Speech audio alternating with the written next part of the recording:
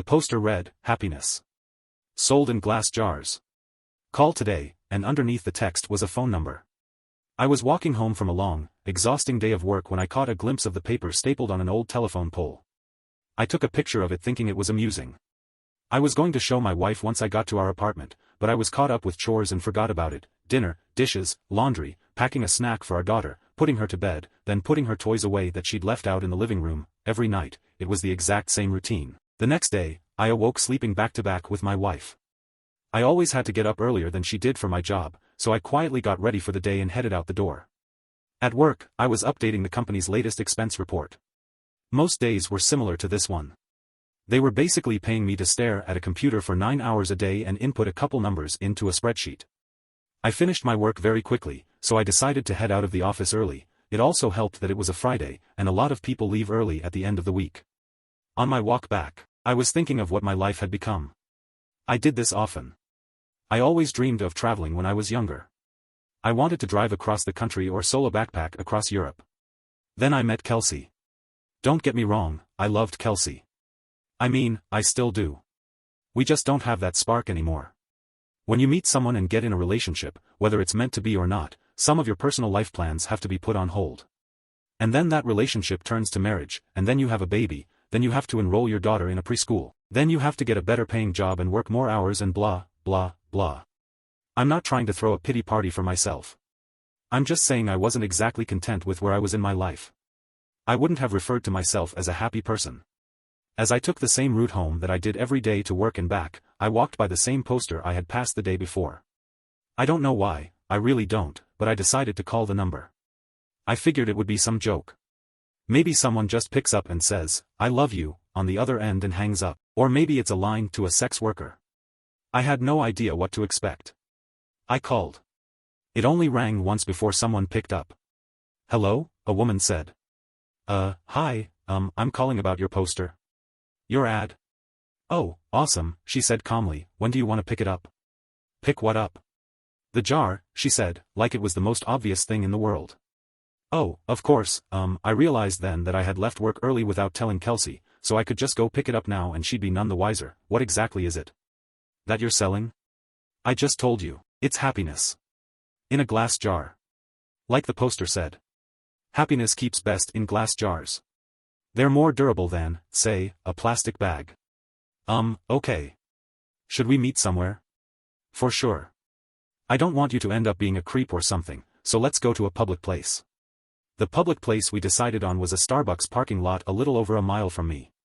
Now, I didn't think I was really going to be buying a jar of happiness or whatever. I was 99% sure she was going to sell me drugs. Maybe heroin would be in the jar. I remember thinking, oh no, happiness is probably a nickname for some street drug and I'm going to a drug deal.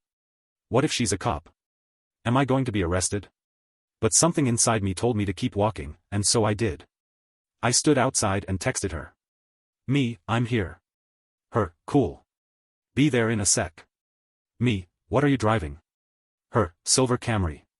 And as her final text came through, I saw her car pull in. She took a spot not too far from where I stood. I could see there was no one else in the car, which put my kidnapping fear to rest. She opened her door and stood on the pavement, looking around until her eyes met mine. I gave her a little nod of acknowledgement. She simply responded by waving her hand, gesturing for me to come over to her car, so I did. She was young, maybe mid-20s, with curly, golden hair.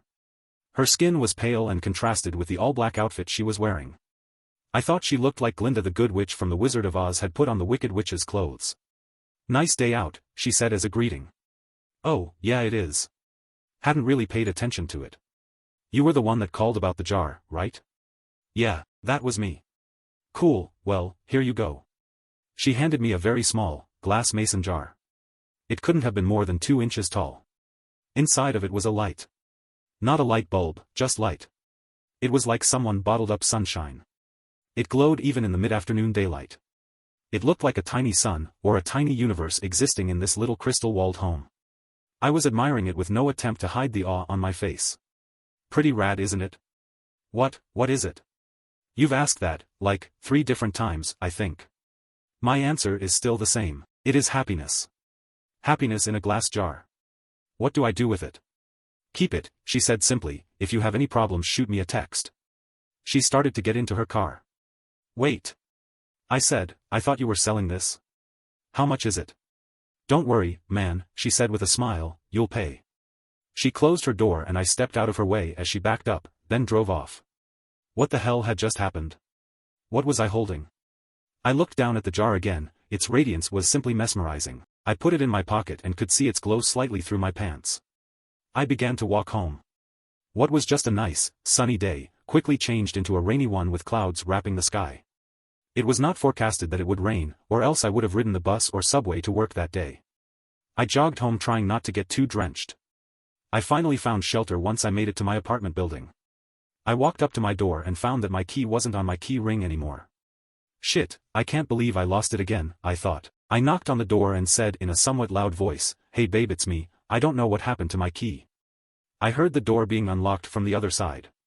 When the door opened, I was greeted by a large, heavy-set man with greasy hair and unkempt goatee. He said, I think you got the wrong door, bud. Oh. I said, disoriented, my bad, sorry, have a good one. He let out a chuckle as he closed the door. Apartment number 33. I know that was my apartment. I know it was. I'd been in apartment 33 for 5 years now. But that was not my apartment. From what I could see inside, all the furniture was different, it was painted a different color, it was all wrong. I felt like I'd hit my head and was drugged. In that moment, nothing made sense. I pulled out my phone to call Kelsey so she could calm me down and tell me I just got confused for a second. But her contact wasn't in my phone. In fact, nothing was in my phone. I had no messages with her. No previous calls. No pictures. It was like my phone reset to its factory settings. Did that girl somehow switch my phone out when I wasn't looking? I would have just dialed Kelsey's number manually, but I couldn't quite remember it. I had known it by heart before, but not anymore. I needed to get back to the office. I had all my contacts backed up on my work computer. Since it was still raining, I hopped on the bus which had a stop right in front of the apartment complex. I rode downtown toward my office, the whole time staring at my wet shoes, wondering what the hell was going on. We have a keycard access to our building so only authorized personnel can get inside. I always keep my access card in my wallet, always. But, surprise, surprise, it wasn't there. I buzzed into the speaker we had for guests with appointments, or employees as a backup in case anyone lost or forgot their card. BZZZ. Hey, this is Tim, I must have lost my card. My employee number is, I stopped as I drew a blank. A voice came through the speaker, Tim? You got cut out, what's your employee number? I can't remember, That's fine, just tell me your full name and department. Finance. I'm in finance. My full name is Tim Brooks. 1 second. About 30 seconds later, the man spoke to me again. We don't have a Tim Brooks working in this building. Did you have an appointment with someone? I backed up in surprise, almost tripping on my own feet. I had just been in that office an hour or two ago. What was happening to me? I felt like I was getting Alzheimer's but going through every stage in one day. I stared at my hands, unsure if I was in the right body. I felt like the world around me was disintegrating. I wasn't in control, I was merely sitting inside somebody else's head, watching the world through their eyes. Just then, I got a text. I recognized the number immediately, it was that girl. The one who gave me the jar. I had forgotten all about it until I saw her text. Hey. How's it going? I looked at my phone, dumbfounded. It made me angry she was so nonchalant about this. She knew what was going on. She had done this somehow. Me, what the hell did you do to me? The worst is yet to come. I was astronomically close to just chucking my phone as far as I could in frustration. I took the jar out of my pocket. It looked unchanged, still glowing just as bright. What the fuck did you do? I yelled at the jar, realizing I probably looked like a lunatic. As I stared at its glistening glass, I realized something. I didn't know what my wife's face looked like anymore. I knew her name. Well, I know it started with a K, or maybe a C. I couldn't picture her in my mind. I knew I had a wife. I knew I did. Yes, because I had a daughter. I had a wife and a daughter. I just couldn't remember their faces then, or their names, or their birthdays, or any memories I had with them. I know they existed. They did exist. I had just seen them that morning, right? I couldn't remember how she looked, or what she smelled like. What was our first date? We had a wedding, right? What about our first kiss? Or my daughter, or was it my son? Maybe I didn't even have a kid. But my wife, or girlfriend, she was real. I knew she was. The thought was tearing me apart. I couldn't see her in my head. I couldn't recall a single fact about her. I was standing outside of the same building, but I was unsure why I was. Did I work there? I must work somewhere. The rain was accompanied by a chilly wind now. It was whipping at my face, making my nose and cheeks sting. I wanted to go home. I wanted to be with her. I wanted to be warm. I wanted to go into a shitty office job that kept a roof over my head. I wanted it all. I was soaking wet. I was miserable. I couldn't remember my parents, or my childhood.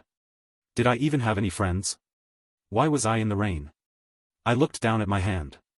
I was still clutching the jar.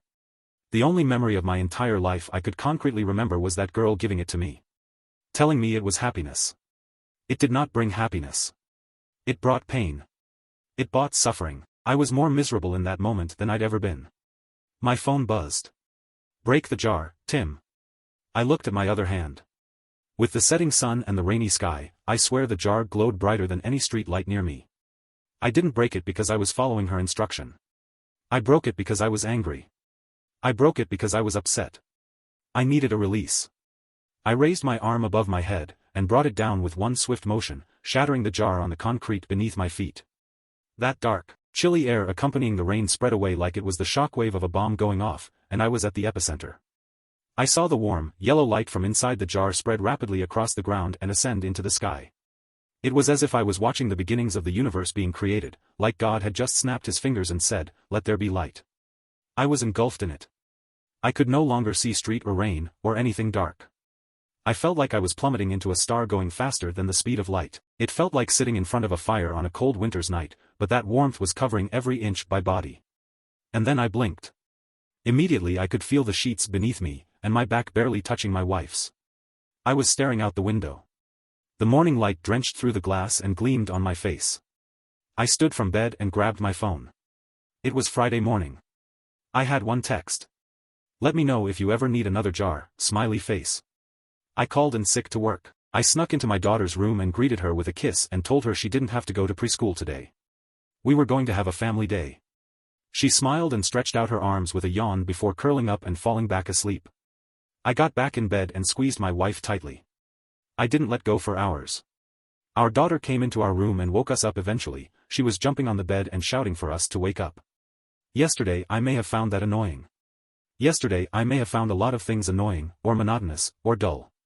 But not today. Today, I pulled her under the covers in between me and Kelsey. Today was going to be a good day. Today, I was happy.